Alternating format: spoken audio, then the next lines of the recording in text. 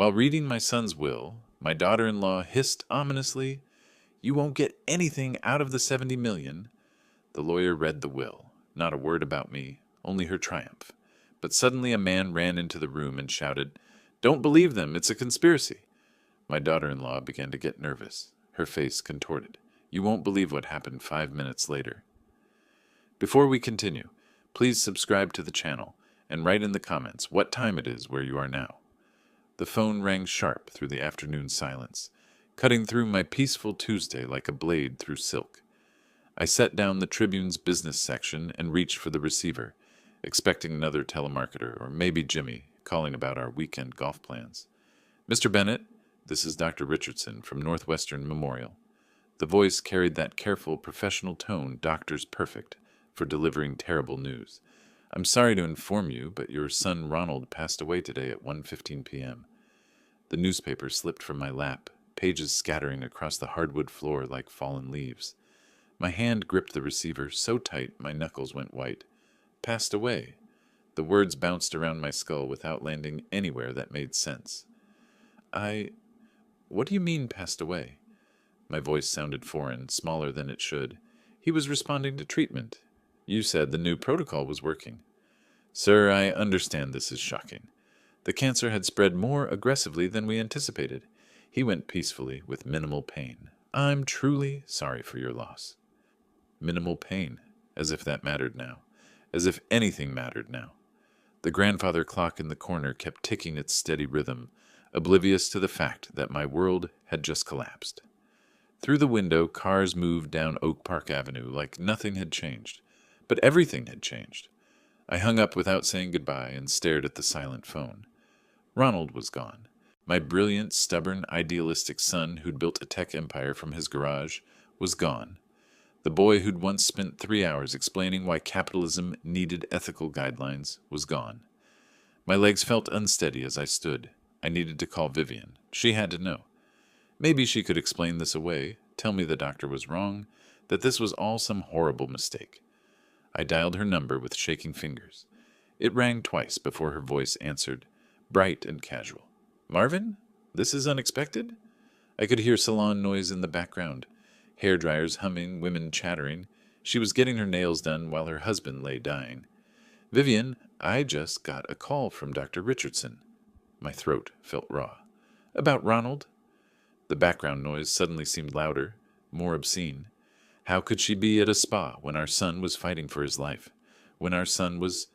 Yes, he's dead. Her voice cut through my thoughts like a scalpel, clinical and cold. "And before you start with your grieving father routine, let me make something crystal clear. You won't get a penny of the 70 million. Everything Ronald had is mine now." The phone nearly slipped from my hand. She knew. She'd known he was dead and hadn't called me, hadn't called his father. And her first thought, her only thought, was money. Are you serious right now?" Heat flooded my chest, pushing up through my throat. "My son just died, and you're talking about money?" "My husband just died," she corrected, her tone sharp as broken glass. "And unlike you, I understand what that means, legally. Ronald's will is very clear about who inherits what." The afternoon shadows had grown longer while we'd been talking. The house felt different now. Emptier, like all the air had been sucked out. Photos of Ronald at various ages stared down at me from the mantel. Graduation day, his wedding, the last Christmas before his diagnosis, when he'd still looked healthy. "How can you be so cold?" I whispered into the phone.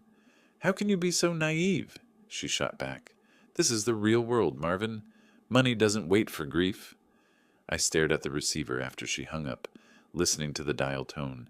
In the span of 20 minutes, I'd lost my son and discovered the true nature of the woman he'd married. The woman who'd stood beside him in churches and hospitals, who'd promised to love him in sickness and in health. The clock kept ticking. Traffic kept moving outside, and somewhere in a cold hospital room, my son lay still while his widow calculated her inheritance at a nail salon. I set the phone down carefully and looked around my empty house. Tomorrow there would be funeral arrangements and lawyers and all the brutal machinery of death.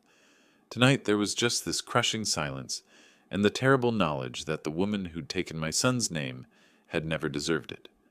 My finger hovered over the redial button. Rage was building in my chest, hot and purposeful. Vivian thought she could dismiss me, dismiss Ronald's memory, with her talk of wills and money. She was about to learn otherwise. My finger pressed redial with deliberate force.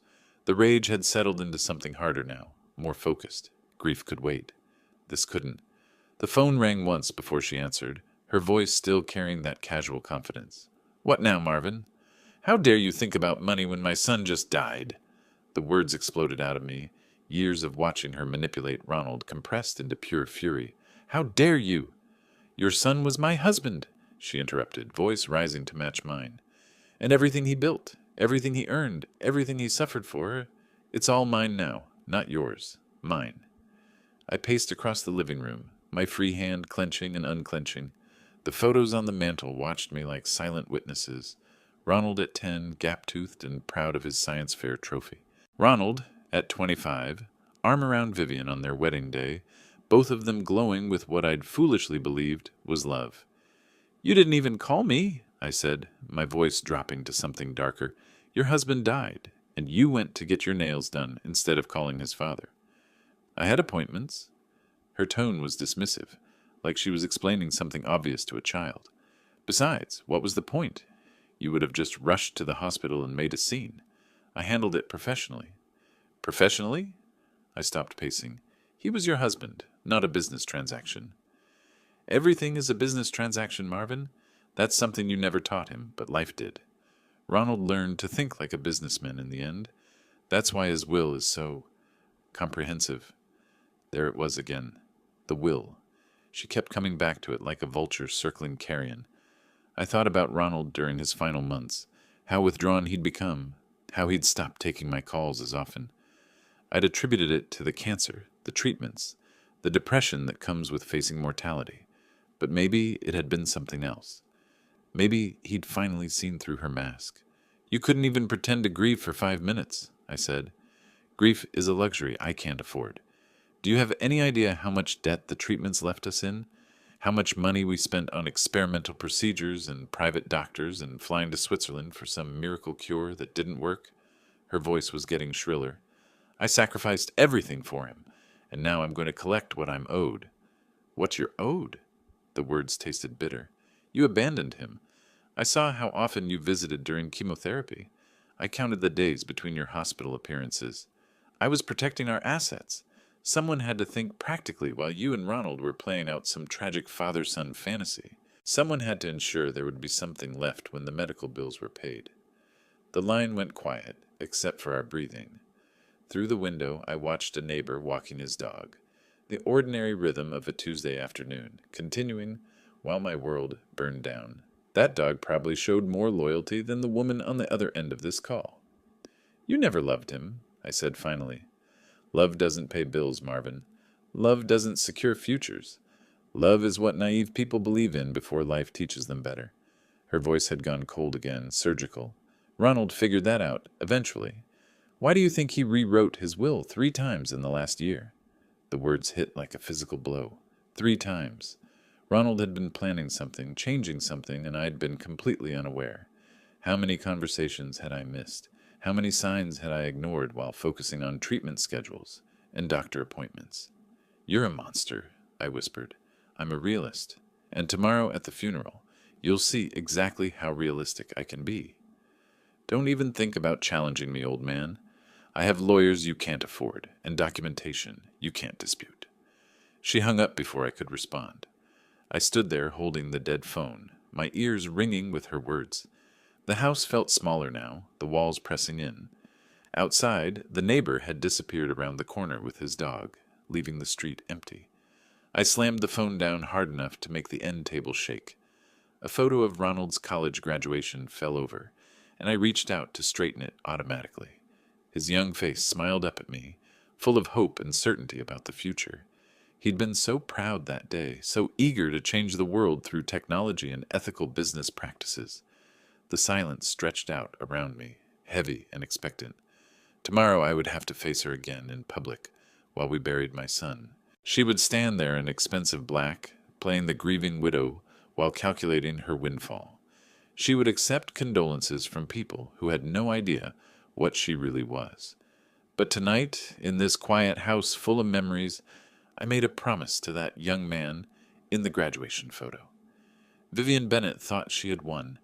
She was about to discover just how wrong she could be. The morning light filtered through my bedroom curtains like it had every day for the past 15 years, but today everything felt different. I lay still for a moment, letting yesterday's reality settle into my bones again. Ronald was gone. Vivian had shown her true colors, and today I would have to face both truths in public. I sat up slowly, joints protesting the movement.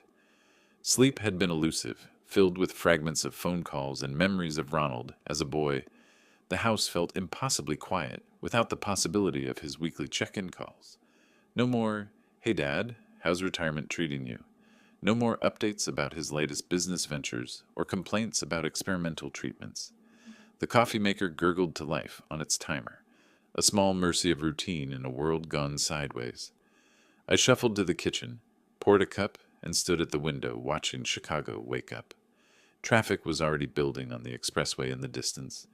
People heading to jobs, to lives that hadn't been shattered by a phone call yesterday afternoon. My black suit hung in the closet like a uniform for grief. The last time I'd worn it was for Margaret's funeral 3 years ago. The fabric felt heavier now as I lifted it out, weighted with the memory of standing graveside while rain drummed on the umbrella above my head. Margaret would have known what to do about Vivian. She'd always been better at reading people, better at seeing through polished surfaces to the rot beneath. I dressed carefully, adjusting the tie until it sat properly. The mirror reflected a man I barely recognized. Older, grayer, with new lines around the eyes that hadn't been there a week ago. Grief aged you instantly, I was learning. One phone call and suddenly you looked every one of your 68 years. The photo albums were stacked in the living room bookshelf, and I found myself pulling out the most recent one. Ronald's illness was documented there in brutal honesty. The gradual weight loss, the way his smile became more forced as treatments failed, the hollow look that settled into his eyes during the final months. But there were also photos of his determination, his refusal to give up, the way he'd kept working even when the cancer tried to steal his strength. Millions of dollars had gone into keeping him alive. Experimental treatments in Germany, clinical trials in Houston, a last-ditch surgery in Boston that had bought him 3 extra months. I'd paid for some of it. Ronald's insurance and business accounts had covered the rest, and Vivian had complained about every penny spent. "We're hemorrhaging money," she'd said during one particularly brutal chemo cycle. "At what point do we accept reality?" Reality, her favorite word, as if love and hope were luxuries only fools could afford. I closed the album and set it back on the shelf. The photos showed something else, too. Something I'd been too focused on medical reports to notice at the time. In the later pictures, Ronald rarely looked at Vivian directly. When she was in frame at all, there was a distance between them that hadn't been there before his diagnosis. Maybe he'd started seeing through her performance. Maybe that was what she'd meant about him rewriting his will 3 times. The funeral was at 2:00, St. Matthew's Episcopal, the same church where Ronald and Vivian had been married 5 years ago. I'd walked him down the aisle that day, proud and hopeful about his future. The irony wasn't lost on me now. I packed a small bag with essentials and checked my watch. 11:30. Enough time to drive there slowly, maybe stop by the cemetery to see the plot we'd selected. Ronald would be buried next to his mother, in the Bennett family section that went back 4 generations. Vivian would have preferred something more expensive, more ostentatious, but the will Ronald had written before his illness specified exactly where he wanted to rest. At least he'd gotten that right. The garage door rumbled open, and I backed the Buick out into the morning sunshine. Oak Park looked peaceful at this hour. Tree-lined streets, well-maintained houses, the kind of neighborhood where people still waved to each other and borrowed cups of sugar. Ronald had grown up here, learned to ride his bike on these sidewalks, built his first computer in the basement workshop. As I drove toward the expressway, my hands gripped the steering wheel, tighter than necessary. Today I would face Vivian in front of friends, colleagues, and extended family.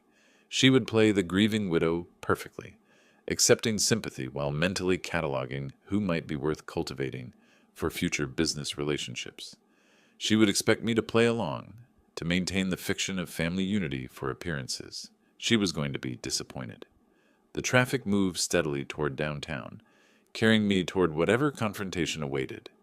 In the rearview mirror, Oak Park grew smaller, but my resolve grew stronger. Vivian thought she'd won by default, that money and lawyers made her untouchable. She was about to learn that some battles couldn't be bought, and some fathers would go to extraordinary lengths to protect their son's memory. The city skyline rose ahead of me, gleaming in the morning sun. Somewhere in that maze of steel and glass, Vivian was probably getting ready too, choosing jewelry expensive enough to signal her new wealth, but tasteful enough to avoid criticism, calculating even in her grief performance. But calculation worked both ways, and I'd had all night to think about mine. I backed out of the driveway slowly, my hands steadier now than they'd been since yesterday's phone call. The morning sun slanted through the oak trees lining Forest Avenue, casting familiar shadows across pavement I'd driven thousands of times. But today felt different.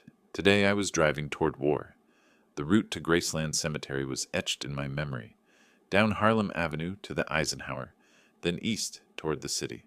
Traffic moved in its predictable rhythm, commuters heading to offices where they'd complain about meetings and deadlines, normal problems that seemed insignificant when measured against burying your son and facing his calculating widow.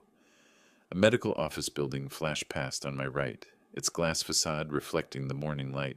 The sight triggered something sharp in my chest. How many times had I driven Ronald to similar buildings over the past 18 months? How many waiting rooms had we sat in together while Vivian claimed she had prior commitments? I remembered the third chemotherapy session most clearly. Ronald had asked me to drive him because Vivian was getting her hair colored while her husband fought poison with poison, while his body tried to reject the cure that might save his life. I'd sat in that sterile waiting room for 4 hours, watching other families support their loved ones, while wondering where my daughter-in-law had learned such casual cruelty. "Dad, you don't have to stay," Ronald had said when they finally wheeled him out, pale and shaking from the treatment, but his eyes said something different. His eyes said he needed his father because his wife couldn't be bothered to show up. The memory made my jaw clench as I merged onto I-90. A sleek BMW passed me in the left lane, and I found myself wondering if it was similar to the one I'd seen Vivian getting into last month outside the Palmer House Hotel. She'd told Ronald she was meeting with estate planners, but estate planners didn't usually require afternoon meetings at luxury hotels, and they certainly didn't require the kind of intimate body language I'd witnessed from my parking spot across the street. I'd followed her that day, something I'd never imagined myself doing, but something about her excuses had started wearing thin, especially when Ronald's condition was deteriorating and she seemed more concerned with her social calendar than his treatment schedule. The man she'd met was tall, silver-haired, expensive suit. They'd embraced like lovers, not lawyer and client, and when they'd gone upstairs together, I'd understood exactly what kind of planning was taking place. Luther Hayes. I'd looked him up later, a lawyer, but not the kind who specialized in estate planning, the kind who specialized in getting rich wives out of inconvenient marriages, the kind who probably charged by the hour for more than legal advice. The city skyline grew larger ahead of me, steel and glass towers reaching toward a cloudless sky. Ronald had always loved that view, even as a child. He'd press his face against the car window during family trips downtown, counting skyscrapers and imagining the businesses housed inside them. "Someday I'll have an office up there, Dad," he'd said once, and he had. 37th floor of the Willis Tower, before the cancer made climbing even small hills a challenge. But the memory that hurt most was our last real conversation. 3 weeks before he died, he'd called me at home, his voice weak but purposeful. "Dad, I need you to know something," he'd said, "about Vivian, about what's been happening. Son, you don't need to worry about... No, listen. I know what she's been doing, who she's been seeing." His voice carried a weight that had nothing to do with physical illness. "I've known for months. I'm taking care of it, though. I'm taking care of everything." I'd wanted to ask more, to offer comfort or advice, but Ronald had changed the subject to my garden and his mother's old rose bushes.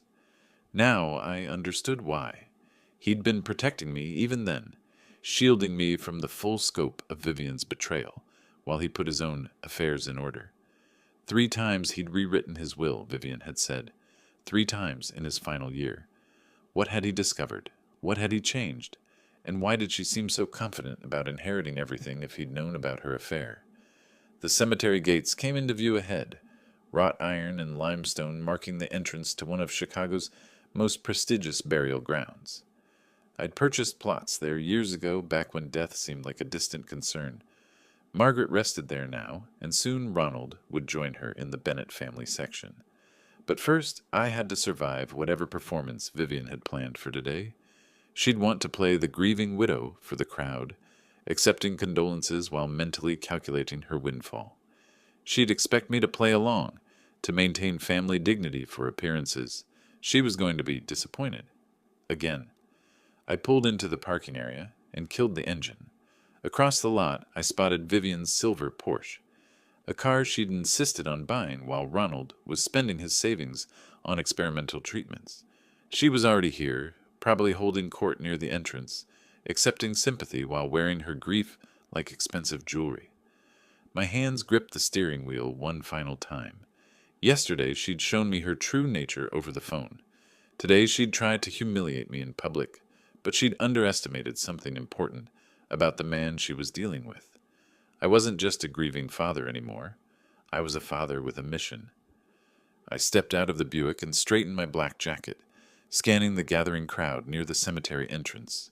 Early mourners clustered in small groups, their voices subdued against the morning air. And there, positioned like a queen holding court, stood Vivian. She'd chosen her outfit carefully, a sleek black dress that managed to be both funeral appropriate and figure flattering, paired with jewelry that caught the sunlight just enough to signal wealth. Her blonde hair was perfectly arranged, her makeup flawless. She looked like a woman preparing for a photo shoot, not burying her husband. The moment she spotted me walking across the gravel lot, her face transformed. The practiced grief expression melted away, replaced by something predatory. She excused herself from a group of Ronald's former colleagues and strode toward me with deliberate purpose. "Well, well, look who decided to show up." Her voice carried across the space between us, loud enough for nearby mourners to hear. "I hope you're not expecting anything after today, Marvin. The lawyers will make everything very clear." Several people turned at her words, their faces registering surprise at the hostile tone. This wasn't how family members typically addressed each other at funerals, but Vivian either didn't notice or didn't care about the audience she was creating. "I'm here to bury my son," I said quietly, trying to maintain some dignity despite her public attack. Nothing more. "Your son?" She laughed, the sound sharp and unnatural in the cemetery setting. "Ronald outgrew you years ago, old man. He built an empire while you played with property deals in the suburbs. He didn't need his daddy's advice or approval." More heads turned now. Ronald's business associates looked uncomfortable, shifting their weight and avoiding eye contact. His former secretary, a kind woman named Patricia, actually stepped backward as if trying to escape the confrontation. "Show some respect," I said, my voice still controlled but with an edge creeping in. "This is your husband's funeral." "Respect?" Vivian's eyes glittered with malicious amusement. "Like the respect you showed when you questioned every medical decision? Like the respect you showed when you insisted on those expensive treatments that bankrupted us?" Her voice rose higher, drawing more attention. "Ronald finally had peace in his last weeks, because I convinced him to stop listening to your false hope." The words hit like physical blows. She was rewriting history, making it sound like I'd been the one prolonging Ronald's suffering, making it sound like she'd been the voice of compassion while I'd been the unrealistic optimist demanding pointless procedures. "That's not what happened," I said, my hands clenching into fists at my sides. "Isn't it?" She stepped closer, invading my personal space with the confidence of someone who believed she held all the power. "Tell me, Marvin, when was the last time Ronald actually asked for your opinion about anything important? When was the last time he called you first with good news or bad news?" The questions stung because they contained just enough truth to wound. Ronald had been pulling away in his final months, but I'd attributed it to his illness, his struggle with mortality. I'd never considered that his wife might be poisoning him against his own father. "You're pathetic," Vivian continued, her voice dropping to a hiss that only I could hear while maintaining her public performance. "A useless old man clinging to relevance through his son's achievements. Well, guess what?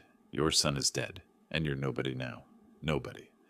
The funeral director appeared at my elbow, his professional smile strained with obvious discomfort. "Perhaps we should move toward the ceremony area," he suggested diplomatically. "The service will begin shortly." Vivian straightened her dress and smiled brilliantly at the man. "Of course. We're all eager to celebrate Ronald's life and legacy." She turned back to me with mock sweetness. "Aren't we, Marvin? So eager to hear about the wonderful life Ronald built. Without you." She walked away with practiced grace, immediately rejoining her audience of mourners who'd witnessed enough of the exchange to know something was deeply wrong. But they couldn't know the full scope of her cruelty, the calculated way she'd chosen every word to inflict maximum damage. I stood there for a moment, breathing carefully through my nose, trying to regain my composure. The funeral director lingered beside me, clearly uncertain whether further intervention might be necessary. "Family tensions," I said quietly, offering him a reassuring nod. "Grief affects people differently." But as I watched Vivian accept condolences from people who had no idea what she really was, I made a silent promise. She thought she'd won the opening round with her public humiliation. She thought she could reduce me to a broken old man stumbling through his son's funeral. She was about to learn that some battles were fought over years, not minutes, and some fathers would endure any humiliation to protect their child's memory.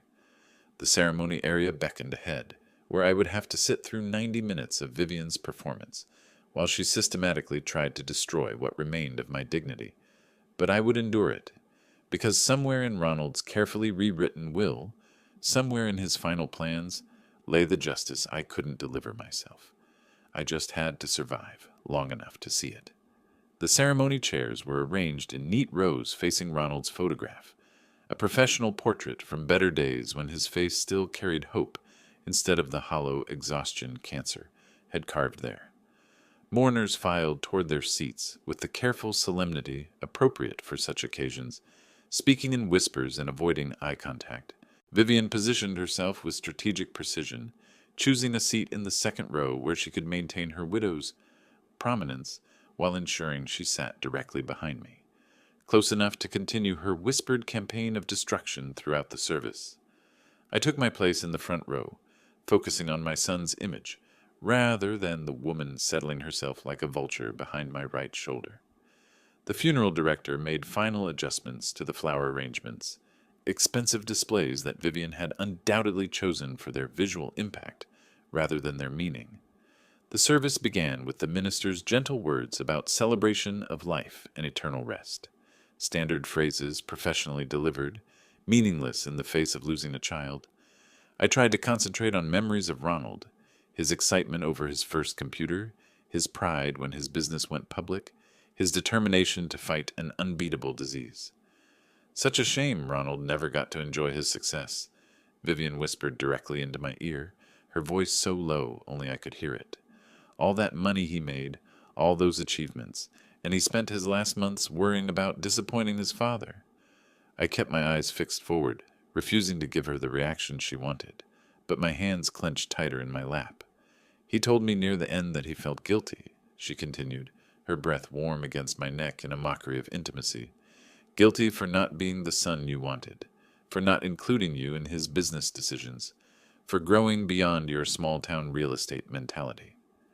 Patricia, Ronald's former secretary, stood to deliver a eulogy about his kindness as an employer. She spoke about his commitment to ethical business practices, his insistence on treating employees like family. As she described the man I'd raised, Vivian leaned forward again. "Of course, she never saw how he really felt about family obligations," she murmured. "How exhausted he was by your constant need for attention, your pathetic attempts to stay relevant in his adult life." My jaw clenched, involuntarily. The woman sitting to my left glanced over with concern, clearly sensing tension but unable to identify its source. I forced myself to relax my posture to maintain the appearance of dignified grief while poison dripped into my ear. Another speaker took the podium, Jimmy Caldwell, Ronald's old college roommate and business partner. He talked about Ronald's integrity, his loyalty to friends, his refusal to compromise his principles even when it cost him profitable deals.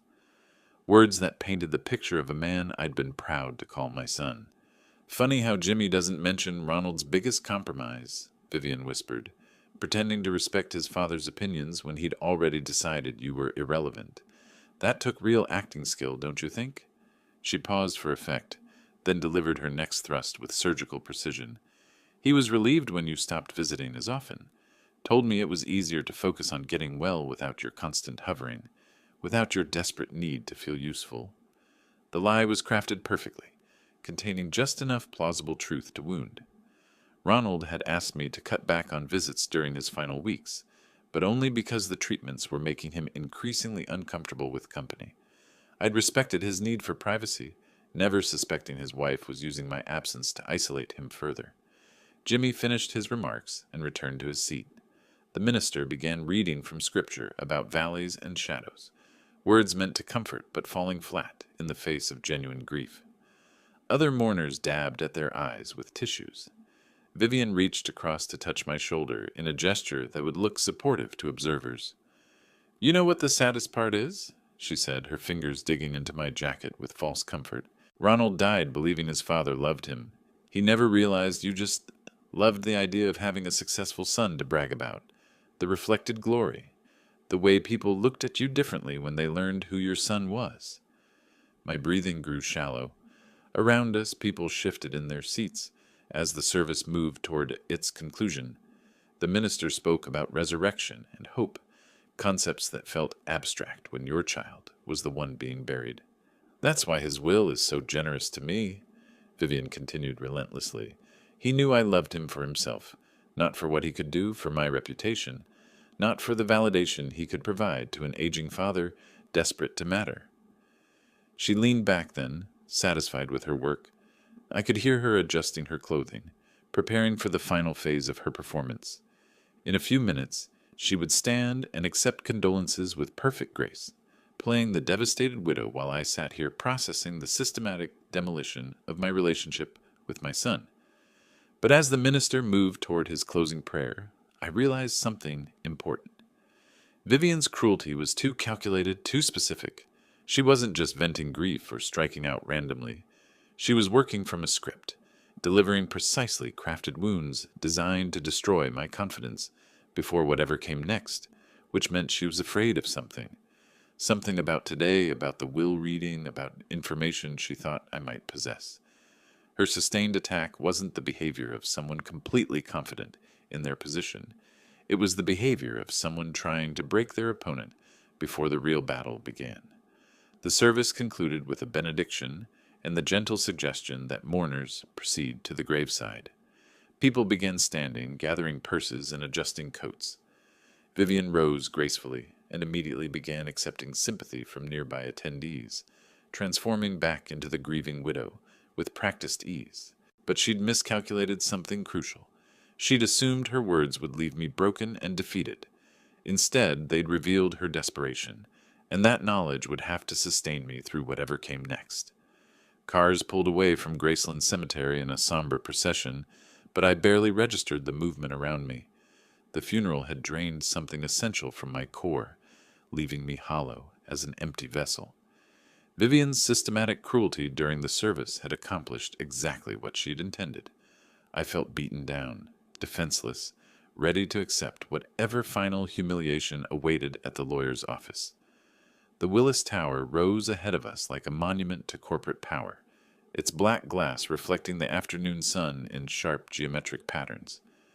15 minutes of downtown traffic had passed in a blur while I processed the morning's emotional assault. Now we were parking in the underground garage, preparing for the final act of this carefully orchestrated drama. Vivian emerged from her Porsche, looking refreshed rather than grieved, as if the funeral had energized rather than depleted her. She'd reapplied her lipstick and straightened her dress, transforming back into the poised professional woman who'd charmed her way into my son's life 5 years ago. The grieving widow performance was over. Now came the business meeting. Luther Hayes waited for us in the lobby, his silver hair immaculate, and his expensive suit perfectly tailored. He greeted Vivian with the kind of lingering handshake that confirmed everything I'd suspected about their relationship, then offered me a professionally appropriate nod. "My condolences again, Mr. Bennet," he said, his voice carrying just the right amount of sympathy. "I know this is difficult, but we'll make the proceedings as painless as possible." The elevator ride to the 37th floor felt endless. Vivian stood close enough to Luther that their shoulders touched, while I occupied the opposite corner, like a defeated old man being escorted to his execution. The floor numbers climbed steadily, 20, 25, 30, each digit marking my progression toward financial ruin. Luther's office occupied a corner of the building with floor-to-ceiling windows overlooking the Chicago River. The conference table was polished mahogany, surrounded by leather chairs that probably cost more than most people's monthly salaries. Everything about the space screamed success, power, authority, the perfect stage for Vivian's final victory. "Please have a seat wherever you're comfortable," Luther said, gesturing toward the chairs, but Vivian had already positioned herself at his right hand, claiming the seat of honor beside the man who would deliver her prize. I took a chair across the table, isolated like a defendant facing judgment. The will documents lay in a neat stack before Luther, bound in blue folders that gave them official weight.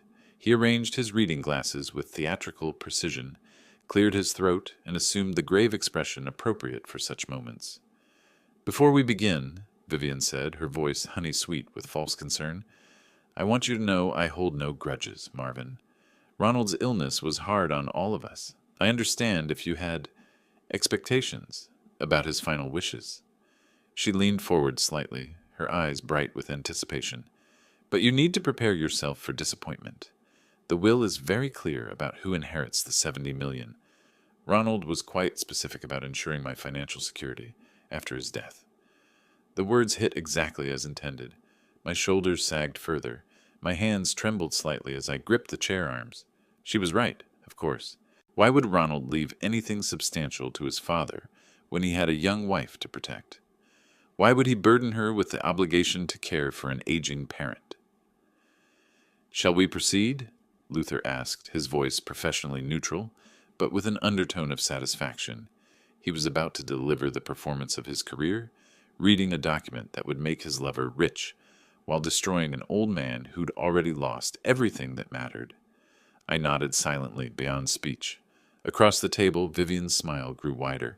She'd won completely, first by isolating Ronald from his father, then by humiliating me at his funeral, and now by claiming the fortune that represented my son's life's work. Luther opened the folder with deliberate ceremony, his eyes scanning the first page as if verifying details he'd already memorized. The conference room fell silent except for the distant hum of downtown traffic, 37 floors below. "This is the last will and testament of Ronald James Bennet," he began formally, his voice carrying the weight of legal authority. "Dated March 15th, 2025. Vivian's breathing quickened slightly. I closed my eyes, preparing for the final blow that would leave me with nothing but memories of the son who'd apparently forgotten his father in his final months. Luther cleared his throat again, preparing to read the document that would complete my destruction. "I, Ronald James Bennet, being of sound mind and disposing memory, do hereby revoke all previous wills and codicils made by me, and declare this to be my last will and testament." Luther's voice carried perfect authority as he read from the document, each word dropping into the silence like stones into still water. I kept my eyes fixed on my hands, watching them tremble slightly despite my efforts at control. Across the table, Vivian sat perfectly still, but I could feel her satisfaction radiating like heat from a furnace. "To my beloved wife, Vivian Catherine Bennet, who has shown such devoted care during my illness and who deserves financial security in her widowhood, I leave all my assets, properties, and monetary inheritance." Luther paused meaningfully. "This includes my technology company shares, real estate holdings, investment portfolios, and liquid assets, totaling approximately $70 million. The words crashed over me like a physical blow. $70 million. Everything Ronald had built, everything he'd achieved, flowing to the woman who'd betrayed him while he lay dying, the woman who'd spent his final months planning his funeral and calculating her windfall. Furthermore, Luther continued, his voice growing more confident, I specifically direct that this inheritance not be subject to any family claims or expectations. My wife's financial independence is paramount, and she should feel no obligation to support extended family members who may believe themselves entitled to my estate. Extended family members? The phrase was a knife twisted in the wound. That's how my son had seen me in his final months. Not as the father who'd raised him, not as the man who'd driven him to countless treatments, but as an obligation to be dismissed. Vivian's hand moved to cover her mouth in a gesture of shock, but I caught the flash of triumph in her eyes. She was performing grief while celebrating victory, playing the overwhelmed widow while claiming her prize. There are additional provisions regarding charitable donations and minor bequests, Luther said, flipping through pages with professional efficiency. But the primary inheritance is clear and unambiguous. Mrs. Bennet inherits the entirety of her husband's estate. The conference room felt airless, the windows suddenly seeming more like barriers than openings. Outside, Chicago continued its busy rhythm, people pursuing their lives and dreams while mine collapsed into rubble. Ronald's final judgment had been delivered with legal precision. His father was worth nothing. I need a moment, I whispered, my voice barely audible. Of course, Vivian said, her tone dripping with false sympathy. This must be overwhelming. I know you had hopes. She trailed off delicately, as if sparing my feelings while delivering the final thrust. Luther began organizing his papers with satisfied efficiency. The document has been properly witnessed and notarized. Mrs. Bennet, we can begin the probate process immediately. With an estate this size, there will be some procedural requirements, but nothing complicated. Thank you, Luther, Vivian said warmly. Ronald chose his lawyer well. I'm grateful for your thorough attention to his wishes. The exchange carried undertones that made my stomach turn. Even now, in the moment of their triumph, they couldn't resist subtle references to their collaboration.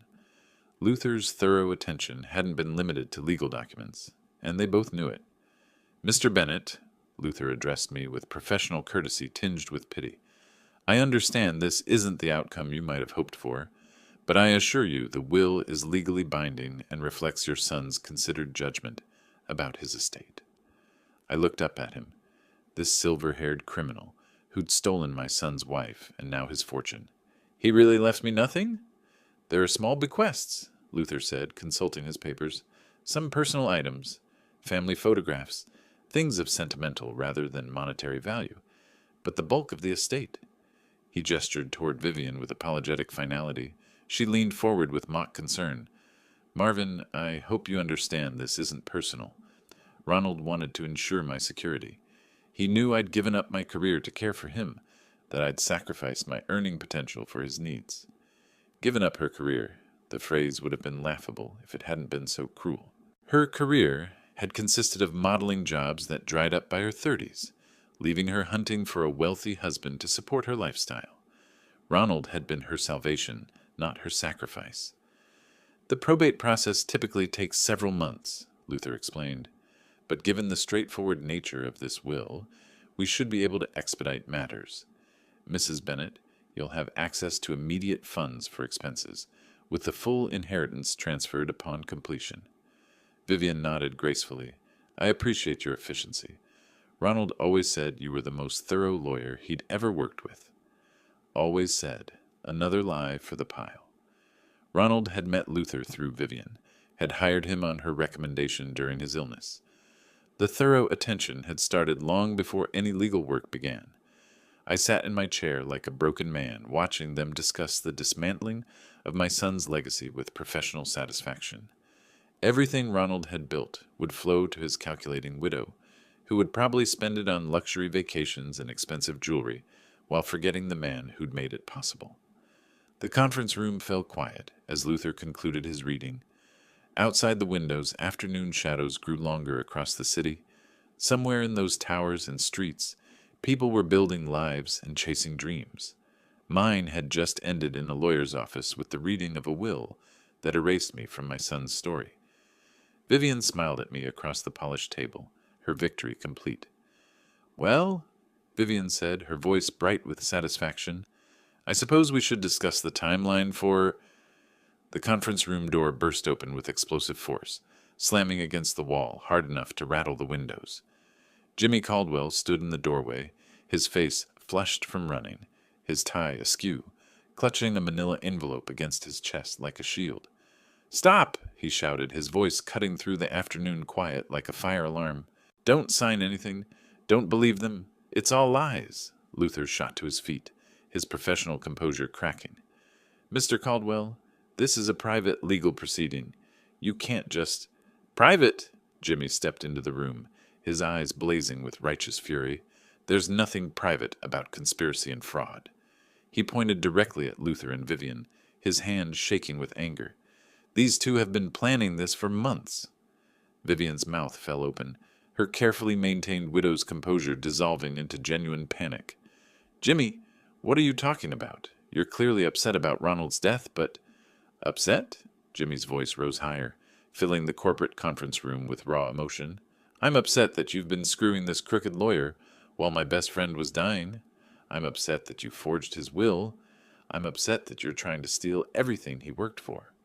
The words hit the room like grenades, each accusation exploding against the polished mahogany and floor-to-ceiling windows. Luther had gone pale, his silver hair suddenly looking less distinguished and more desperate. Vivian gripped her chair arms so tightly her knuckles had turned white. That's an outrageous accusation," Luther stammered, but his voice carried no conviction. "Mr. Caldwell, you're clearly distraught." "Distraught?" Jimmy laughed bitterly, advancing toward the conference table. "You want to know what's distraught?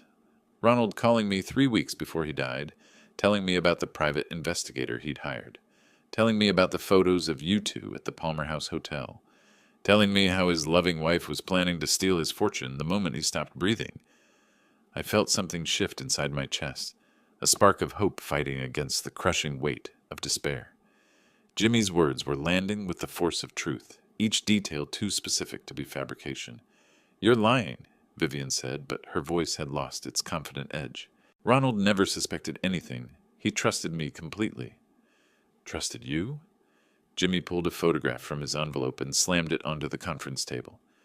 "Then explain this picture of you and lover boy here in a hotel room last month. Explain the credit card records showing lunch dates while Ronald was getting chemotherapy. Explain the phone records showing 2-hour conversations with Luther while your husband was fighting for his life." Luther lurched forward, reaching for the photograph, but Jimmy snatched it back. "Don't even think about it, counselor. I've got copies of everything. Bank records, hotel receipts, phone logs, and most importantly—" He held up a sealed envelope with trembling fingers. "A copy of Ronald's real will, the one he wrote after he found out about your affair." The silence that followed was deafening. Through the windows, Chicago sprawled in afternoon sunlight, oblivious to the drama playing out 37 floors above the street. But inside this conference room, the carefully constructed world of lies was collapsing with devastating precision. "That's impossible," Vivian whispered. "I watched him write his final will. I was there when he signed it." "You were there when he signed a fake," Jimmy said, his voice dropping to something harder and more dangerous. "He'd already written the real one and hidden it with me, because he knew exactly what kind of woman he'd married. He knew you'd try to steal everything the moment he was too weak to stop you." Luther's professional mask had completely disintegrated. Sweat beaded on his forehead despite the air conditioning, and his hands shook as he tried to organize the fake documents. "This is all speculation. The will I read is properly witnessed, and—" "Witnessed by your secretary and your paralegal," Jimmy interrupted, "both of whom, I'm betting, have no idea they were participating in forgery. Both of whom will sing like birds when the FBI starts asking questions about document fraud and conspiracy." FBI, the word hung in the air like a death sentence. Vivian had gone completely white, her carefully applied makeup standing out against her pale skin like war paint on a corpse. I found my voice for the first time since Jimmy's explosive entrance. "The real will? What does it say?" Jimmy turned toward me, his expression softening slightly. It says that Ronald loved his father. It says he knew you'd always supported him, even when he was too sick and suspicious to appreciate it. And it says he wanted to make sure justice was served if anything happened to him. The manila envelope in Jimmy's hands suddenly seemed to contain more than legal documents. It contained vindication, justice, and the knowledge that my son hadn't forgotten his father after all. "You can't prove any of this," Vivian said desperately. "Ronald's dead. Whatever you think you know." "I know plenty," Jimmy said quietly. "I know about the fake cancer treatment receipts Luther helped you create to hide the money you were stealing. I know about the offshore accounts you set up in preparation for his death. I know about the life insurance policies you took out without Ronald's knowledge." Each revelation hit like a physical blow. This wasn't just about inheritance fraud. It was about systematic theft from a dying man who'd trusted his wife to care for him. Luther made a sudden movement toward the door, but Jimmy stepped sideways, blocking his escape. "Going somewhere, counselor? I don't think so. We're going to sit right here until the authorities arrive, because I called them from the lobby, and they should be here any minute." The sound of footsteps in the hallway confirmed Jimmy's words. Heavy, purposeful steps that could only belong to law enforcement officers ascending to deliver justice to a room that had seen too much deception. Vivian looked at Luther with desperate eyes, but he was staring at his hands like a man watching his life dissolve. Their conspiracy was unraveling with the speed and inevitability of an avalanche, and somewhere in that manila envelope, my son's true voice was waiting to be heard. "We need independent verification," I said, my voice stronger than it had been all day. Jimmy's revelations had ignited something inside me, transforming shock into determination. "I want a document expert to examine both wills. Now." Luther's face had gone ashen, his silver hair looking less distinguished and more desperate with each passing minute. "Mr. Bennett, that's completely unnecessary. The will I read is properly notarized and—" "Forged," Jimmy interrupted, pulling out his phone. "I already called someone. Dr. Sarah Chen from Northwestern's Forensic Document Lab. She's 5 minutes away." Vivian shot to her feet, her composure finally cracking completely. "This is ridiculous. You can't just waltz in here with wild accusations and—" "Watch me," Jimmy said quietly. The office fell silent except for the distant hum of downtown traffic. Luther kept shuffling papers like a man rearranging deck chairs on a sinking ship, while Vivian paced near the windows, her expensive heels clicking against the marble floor in an agitated rhythm. Dr. Chen arrived with professional efficiency, carrying a leather case that reminded me of a medical bag. She was younger than I'd expected, probably early 40s, with keen eyes behind wire-rimmed glasses and an air of scientific authority that made Luther visibly nervous. "Mr. Caldwell briefed me on the situation," she said, setting her case on the conference table. "I understand there are questions about document authenticity. May I see the contested will?" Luther hesitated, his hand hovering over the blue folder. "I'm not sure this is legally appropriate without proper—" "Hand it over," I said, my patience finally exhausted, "unless you have something to hide." Dr. Chen examined the document with methodical precision, using magnifying equipment and specialized lighting from her case. Her expression remained neutral, but I caught her eyebrows rising slightly as she studied the signature area. "Interesting," she murmured, making notes on a tablet. "The ink composition appears inconsistent with the paper date. And this signature?" She looked up at Luther with sharp eyes. "When exactly did you witness this document being signed?" "March 15th, Luther said automatically, then caught himself. "I mean, that's the date listed on the—" "The ink analysis suggests this signature was made no earlier than last week," Dr. Chen said calmly. "Possibly within the last few days. Would you care to explain that discrepancy?" Vivian's pacing stopped abruptly. Luther's Adam's apple bobbed as he swallowed hard, clearly searching for an explanation that wouldn't incriminate him further. "There's more," Jimmy said, producing a sealed envelope from his jacket. "Ronald gave me this 3 weeks before he died. His real will, witnessed by his doctor and his accountant, both men who had no reason to lie." Dr. Chen examined the envelope seal with professional interest. "This appears intact. The paper stock is different from the questioned document, and the age characteristics are consistent with the claim date." "We need to verify its contents," I said.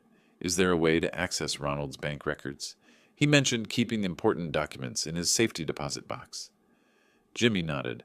I have authorization. Ronald made me a backup executor specifically for this situation. He suspected Vivian might try something after he died. The trip to First National took 15 minutes, our unlikely procession moving through downtown Chicago like a legal parade.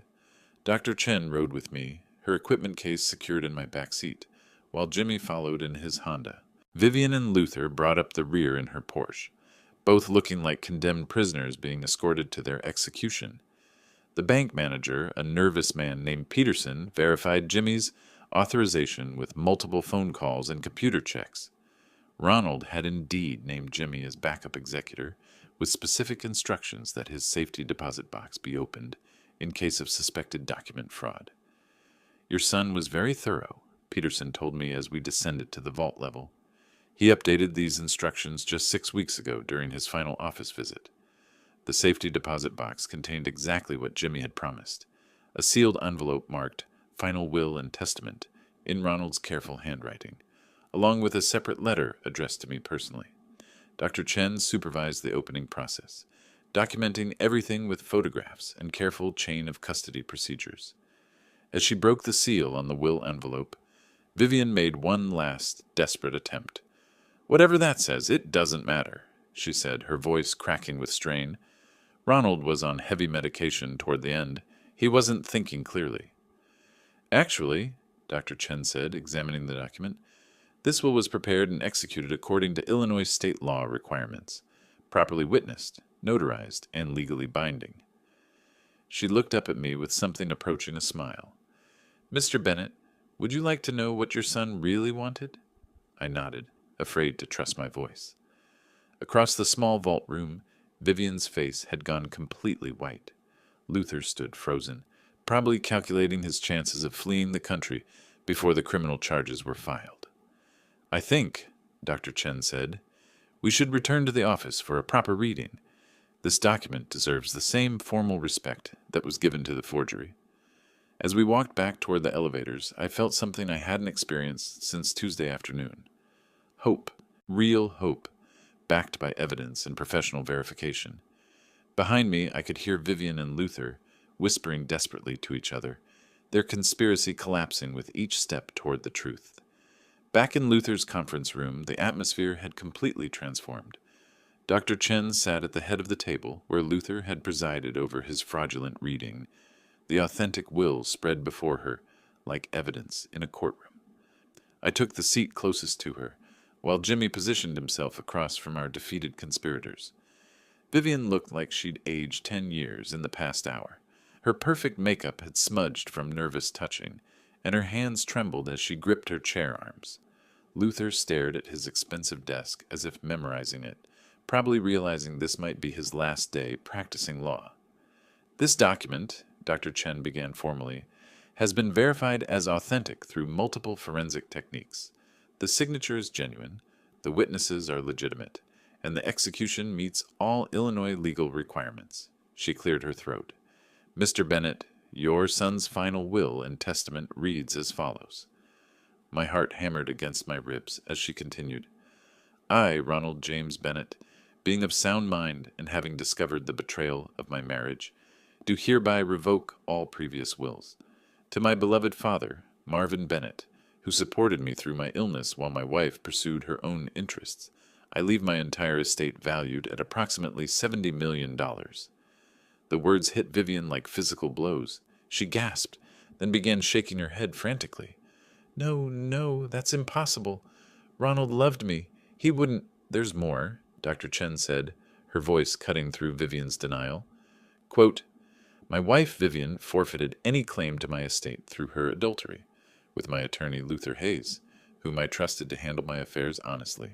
Their betrayal during my illness demonstrates their unfitness to inherit anything I built through honest work. Luther's face had gone gray.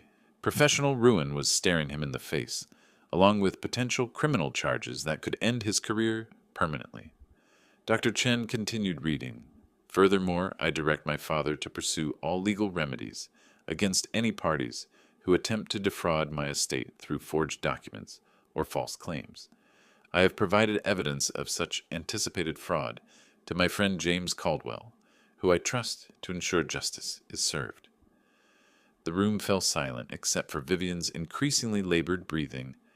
Then suddenly she collapsed to her knees beside her chair, her composure finally shattering completely. "Please," she sobbed, reaching toward me with desperate hands. "Marvin, you have to understand. I was scared. Ronald was dying, and I didn't know what would happen to me. I panicked and made terrible choices." The tears might have been genuine, but the manipulation underneath them was transparent. Even in defeat, she was calculating, trying to find an angle that might save her from complete ruin. "I'll give you half," she continued desperately. "We can work something out. I'll sign whatever you want. Just don't press charges, please." I looked down at this woman who'd tormented me through my son's funeral, who'd whispered poison during his memorial service, who'd stolen from him while he lay dying. The old Marvin might have felt pity, but the man I'd become through this ordeal felt only justice. "Ronald made his wishes clear," I said quietly.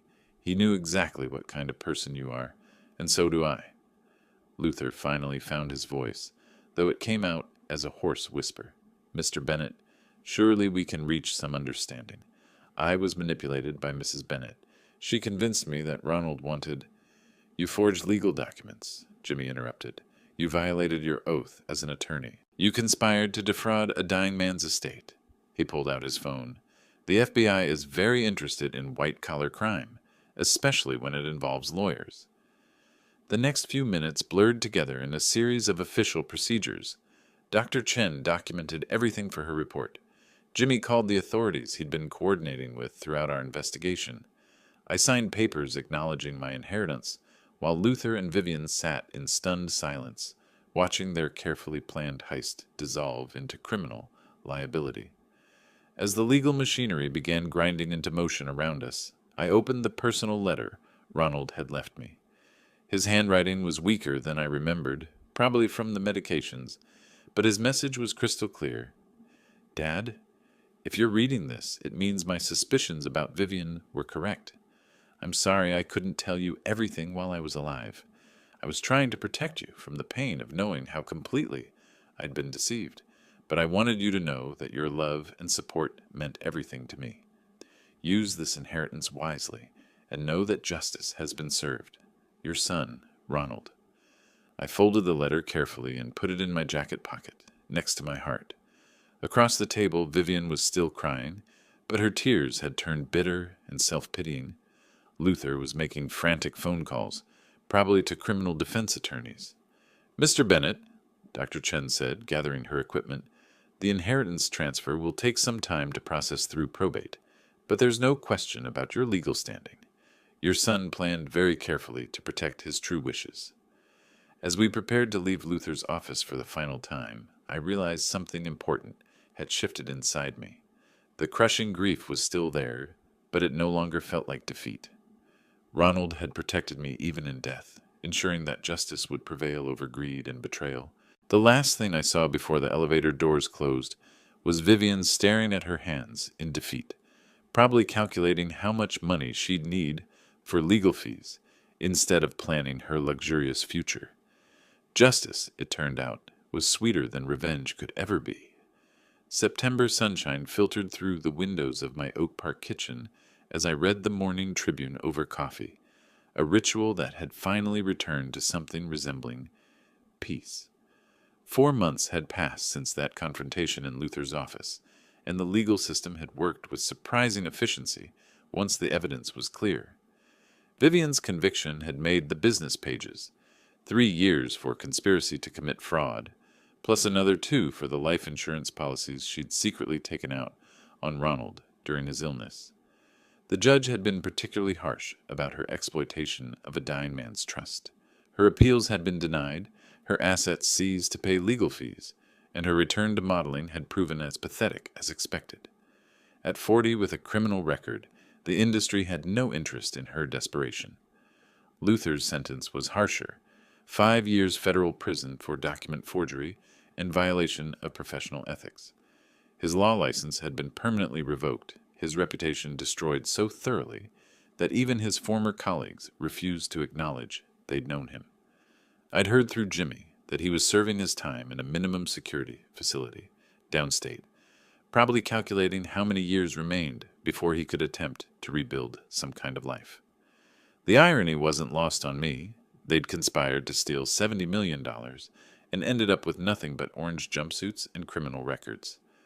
Meanwhile, I'd discovered that wealth, when earned through justice rather than greed, carried different responsibilities.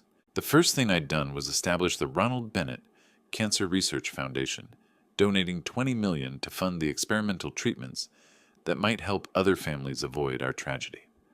Northwestern Memorial now had a wing dedicated to innovative cancer therapies, with Ronald's photo in the lobby showing him at his best. Young, hopeful, building his first computer company. The house felt different now, too. I'd made some improvements. A new kitchen, updated heating system, fresh paint, but kept the essential character intact. This was still the home where Ronald had learned to ride his bike and built his first computer. Luxury for the sake of luxury held no appeal when I'd seen what it did to people like Vivian. Jimmy had become a regular visitor, helping me navigate the technical aspects of the foundation and occasionally joining me for the golf games we'd planned before Ronald's death. He'd never accepted any payment for his crucial role in exposing the conspiracy, claiming that friendship couldn't be bought. But I'd quietly arranged for his daughter's college fund to receive a substantial boost, ensuring she'd graduate debt-free. Mr. Bennett? The voice belonged to Sarah Martinez, the Foundation's program director. She'd called to update me on the latest research grants we'd approved. The University of Chicago team thinks they've identified a promising new approach to pancreatic cancer treatment. Early trials are showing remarkable results. Fund it, I said immediately. Whatever they need. That was the thing about having money for the right reasons. Every dollar spent on research, every breakthrough that might help another family, felt like honoring Ronald's memory in the way he would have wanted. Not through marble monuments or expensive buildings with our name on them, but through practical action that might prevent other fathers from getting that terrible phone call on a Tuesday afternoon. The garden had become my refuge during the difficult months of legal proceedings and media attention. Ronald's mother's rose bushes were thriving under my renewed care, their blooms more vibrant than they'd been in years. I'd added new plantings, too, a small memorial section with flowers that bloomed at different times throughout the year, ensuring something was always growing in Ronald's honor. As I worked among the roses that evening, I thought about the letter I'd received from a family in Wisconsin. Their 28-year-old son had been diagnosed with the same aggressive pancreatic cancer that had taken Ronald. But thanks to research funded by our foundation, he was receiving treatments that hadn't existed a year ago. His prognosis was good. That letter, more than any bank statement or legal document, proved that justice had truly been served. The phone rang as darkness settled over Oak Park. I almost didn't answer, preferring the quiet of my garden to whatever business might require attention, but something made me check the caller ID. Mr. Bennett? The voice was young, nervous. This is Dr. Patel from the research team at University of Chicago. I know it's late, but I wanted to tell you personally. The treatment protocol your foundation funded, we've just had our first complete remission. Stage 4 pancreatic cancer completely eliminated. I sat down heavily on the garden bench Ronald had built for his mother years ago. Somewhere in Chicago, a family was learning that their nightmare might have an ending different from ours, and Ronald, in his wisdom and planning, had made that possible. "Doctor," I said, my voice thick with emotion, "please send me everything you need for the next phase. We're going to beat this thing." After hanging up, I remained in the garden as night settled around me. The city lights twinkled in the distance, cars moving along their predictable routes, people heading home to families and lives that might now have different possibilities because of what we'd built from tragedy. Vivian had wanted money for luxury and status. Luther had wanted it for power and indulgence. But Ronald, even in death, had shown me what wealth could really accomplish when guided by love instead of greed. I touched the letter in my pocket, the one he'd written knowing he wouldn't survive to see justice done. His final gift hadn't just been the inheritance, it had been the opportunity to transform pain into purpose, loss into legacy. The roses rustled softly in the evening breeze, and for the first time since that terrible Tuesday phone call, I felt genuinely at peace. Justice wasn't just about punishment for those who'd done wrong. It was about ensuring that good could triumph from the ashes of betrayal, that love could outlast even death, and that a father's final act could protect not just his own family, but countless others facing the same fight. Ronald would have been proud. If you liked this story, please like this video, subscribe to the channel, and share your impressions of this story in the comments. To listen to the next story, click on the box on the left.